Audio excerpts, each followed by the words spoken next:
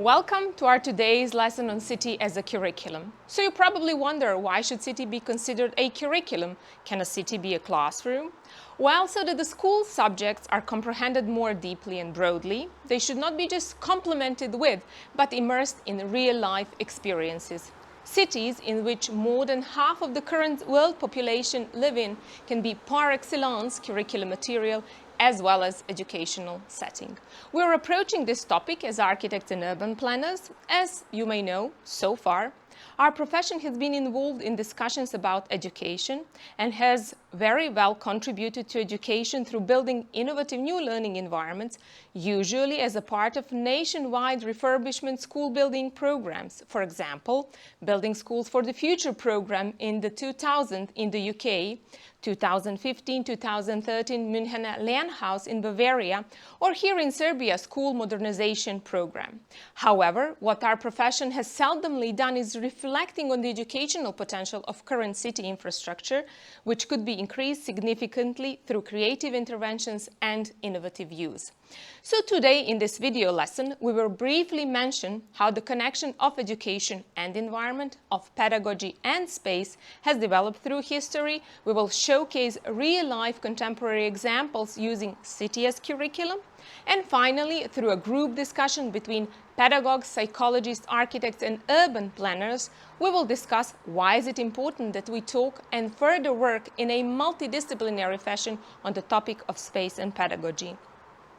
So understanding that environment impacts learning is not a new thing. Even back in 1657, Jan Comenius, in his work Didactica Magna, suggested that school environment should be a place where learning is a pure joy.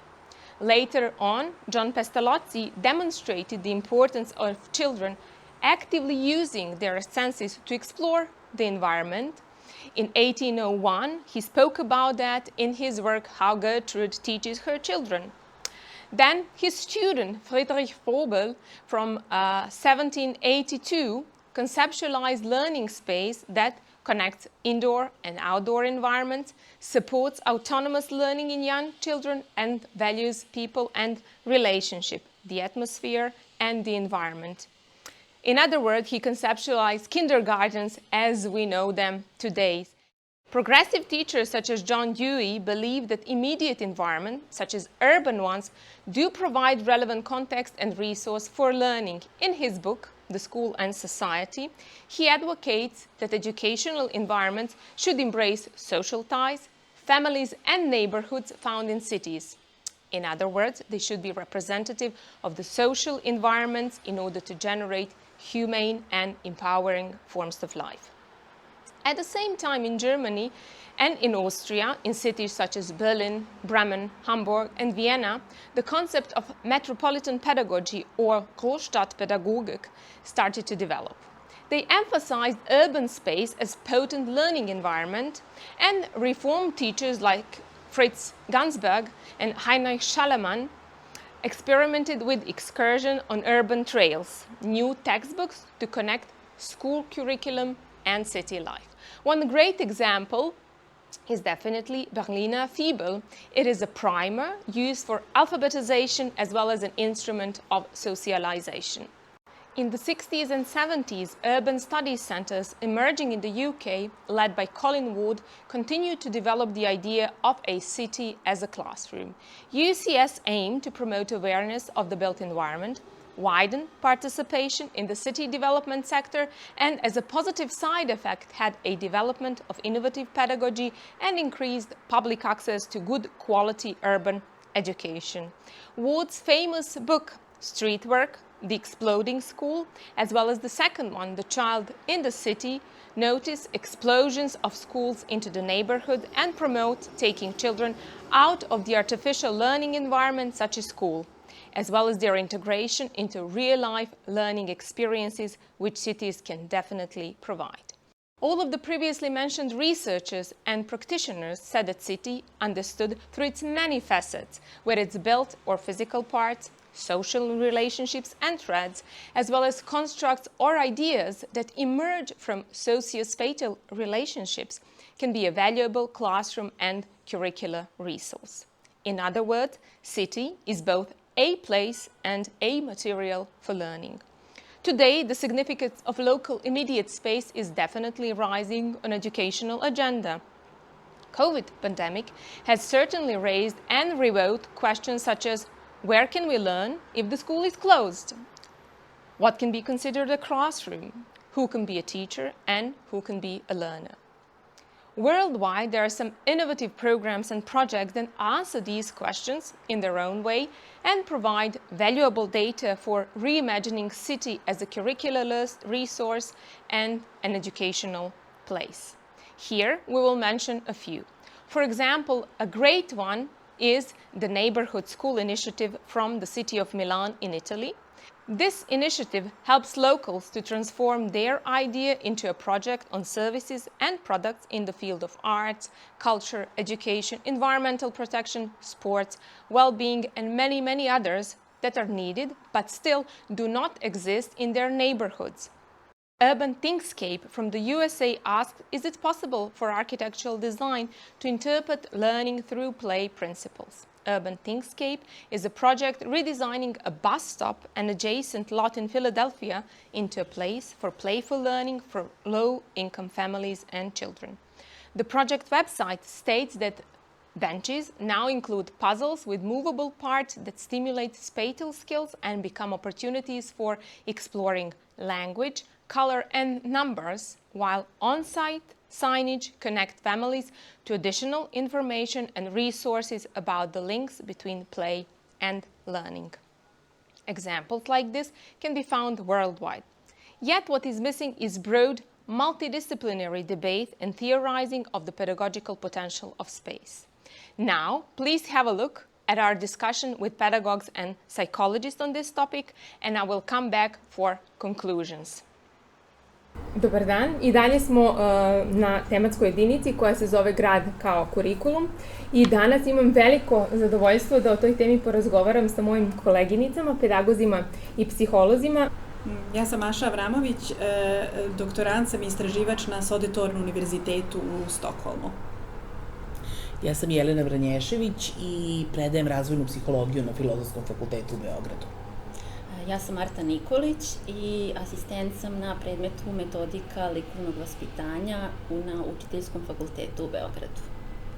Naime, jedan od velikih problema kada uopšte govorimo o gradu kao kurikulumu, kada govorimo o prostoru i pedagogiji, kada govorimo o mestima i učenju je to što prosto mi smatramo da stvarno nedostaje jedna valjana diskusija na tu temu između svih ovih profesija. I upravo iz tog razloga mi smo 2021. pokrenule zajedno jedan naučno-istraživački projekat koji se zove Arhitektura i urbanizam kao mesto za vannastavno učenje. Cilj tog projekta, pod broj 1, je upravo bio da mapiramo koncepte koji proizilaze iz literature i da vidimo prosto kako arhitekte, urbanisti, pedagozi i psiholozi govore o prostoru kao jednoj pedagoškoj kategoriji. Mislim da bismo mogli da kažemo kolokvijalno prosto rečeno kako prostor podučava, jel tako? I Mašo, znaš da smo veoma često pričali o tom mapiranju koncepata. Da li bi mogla par reči o tome iz tvojeg ugla, iz tvoje perspektive, zašto je to bitno? Tako je, u stvari mi jako dugo razgovaramo o tome koliko nam nedostaje da se naša dva pristupa sretnu i da u stvari, kao što si upravo i rekla, razmotrimo šta to znači kako prostor podučava, a ja bih dodala i šta to znači kako se u prostoru uči. I ono negde na čemu smo se mi dosta zadržali u ovoj diskusiji, upravo taj problem da se naše dve discipline jako razvijaju u različitim pravcima, da imaju puno zajedničkih tačaka, ali da ono što nam nedostaje je jedna genealogija ideja. Dakle, razne ideje se pojavljuju u jednoj i u drugoj oblasti.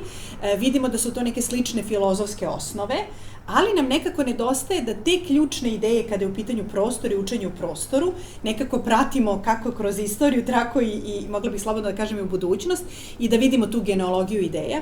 A za to nam svakako nedostaje, ja bih rekla, jedan sveobuhvatan pristup literaturi i jedna analiza literature. I mislim da Marta koja je u našem timu u stvari u tom smislu može puno da nam doprinese. Tako je, što se tiče polja pedagogije, sada se više pažnja obraća na prostor i u okviru koncepta prostornog obrata, tako da nam sada zato mnogo nedostaje i da se više bavimo tom sintetizacijom analitičkih kategorija, tako da eto, možemo sad možda da pomenemo te neke analitičke kategorije kojima ćemo se baviti, diskutovati. Mašo? Zanimljivo je da smo u stvari, čitajući literaturu, negde videli da možda sada još uvek dominira taj kritički pristup gde se izdvajaju neke kritičke dimenzije u kojima promišljamo šta to prostor omogućava ili s druge strane šta je to što prostor onemogućava kada je u pitanju dečija participacija. I uopšte da li je prostor inkluzivan ili ne, u kojoj meri, kakve su odnosi moći i tako dalje. Dakle, ta kritička dimenzija nam u stvari govori šta su neki nužni preduslovi da se neke aktivnosti učenja, istraživanja, otkrivanja dese u jednom prostoru. I ono što se nama činilo da je jako važno, pored ove kritičke dimenzije, je i takozvana, mi smo je nazvali dimenzija mogućnosti, odnosno šta je to što jedan prostor deci omogućuje. Dakle, koju to vrstu identiteta da razvijaju, koju to vrstu aktivnosti, koju to vrstu otkrivanja, učenja, doživljaja i nekog iskustva prostor deci omogućava. I u stvari zato i radimo na tim kategorijama i negde u dijalogu sa Jelenom smo u stvari napravili tu jednu inicijalno mapiranje. A kad smo krenuli od te dve dimenzije, onda smo vrlo brzo shvatili da se one preklapaju. Dakle, da će tu biti puno dimenzija i kategorija koje će se preklapati. Recimo, definisali smo u kritičkim dimenzijama odnose moći. Da li su simetrični ili asimetrični, odnos dece, odraslih, odnos između vršnjaka. Pa smo onda definisali kao jednu od kritičkih dimenzija inkluzivnost, koja deca su vidljiva u prostoru, da li ima neke dece koje su nevidljiva, koje dakle ne mogu da se vide i čuju u tom prostoru, zašto je to tako. Pa onda sama filozofija deteta i učenja koja je utkana u taj prostor, a onda kad smo prešli na ove dimenzije koje smo nazvali dimenzije mogućnosti, onda smo videli da zapravo time što one deci omogućavaju da steknu neke kompetencije, da nauče nešto, da ovladaju nekim veštinama, da steknu neke kompetencije, one zapravo utiču i na tu transformativnu komponentu koja je kritička komponenta. Tako da će tu biti dosta preklapanja. Recimo, imamo dimenziju koju zovemo doživljajna dimenzija.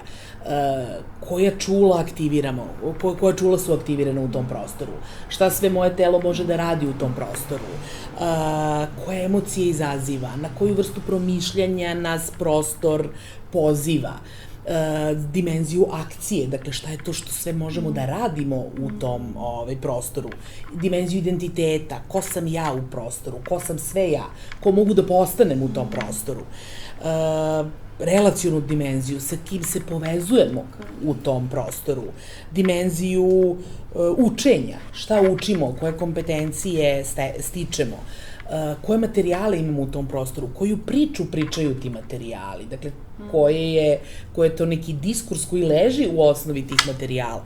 Tako da ima puno tih kategorija i nadam se da ćemo uspeti da ih operacionalizujemo i da pomognemo onima koji će posmatrati da to i vide u prostoru. Iako bih ja mogla dopuniti i koji će to i videti u prostoru, ali možda i za neke buduće arhitekte koji će kreirati prostore za decu, tako da ti prostori u stvari ne budu samo prostori za decu, nego prostori u stvari koje deca kreiraju svojim učešćem.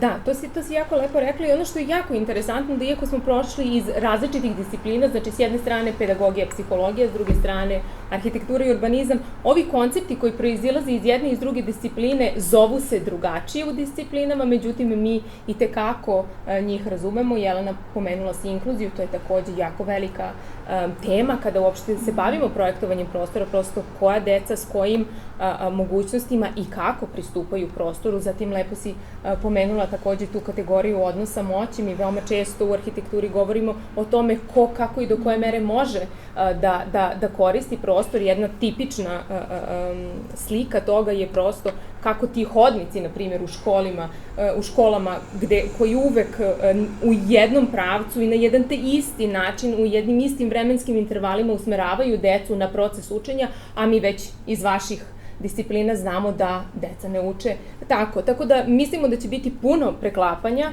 i da kažem radujemo se iznalaženju zajedničkih kategorija analitičkih koje će biti razumljive i deci i odraslima, koje će biti razumljive arhitektama, urbanistima, pedagozima i psiholozima. Tako da znači pored analitičkih kategorija ja mislim da nama fale i alatke koje ćemo svi moći da koristimo i to je još jedan korak. U jednoj od sledećih video lekcija jednu takvu alatku na kojoj smo do sada radili, a to je igrica, koristit ćemo u jednoj školi. Deca će moći, znači pomoću nje da evaluiraju kvalitet školskog prostora, a kažem do tada pratite naš projekat. As you have seen with my colleagues, pedagogues and psychologists, we have started a research project called Architecture and Urbanism at Outside Curricula, with motto, learning elsewhere, learning otherwise, and acronym RELATE. As you were able to hear, there is a much more research needed, both desk-based for discovering theoretical frameworks of how space teaches, as well as practical for revealing successes and obstacles of real-life examples where non-traditional or outside curriculum spaces are used for learning. What this means is that we need to further work on genealogy of ideas of how space teaches. We need to map literature in both architecture, urbanism, pedagogy, and psychology to identify how various authors explain pedagogical potential of space, or if we use relate research terminology, to map the field of spatial pedagogy. Number two, we need analytical categories of spatial pedagogy. We need to discover, we need to synthesize analytical categories that will help us describe and analyze pedagogical potential of space. And some of these categories could be power relations, child-child and child-adult relationship, inclusivity and visibility of a children in a specific space, experiential dimension, identity, and many, many more that we will hope we will discover. And lastly, we need methodologies, tools, and approaches for exploring, co-creating, and activating pedagogical potential of space. Now, please have a look at the next video lesson, which will explain in depth one project where a neighborhood space is used as a school. Our colleague, architect Shani Granek from Israel, that is leading an NGO called AB City, will tell you a bit more about it.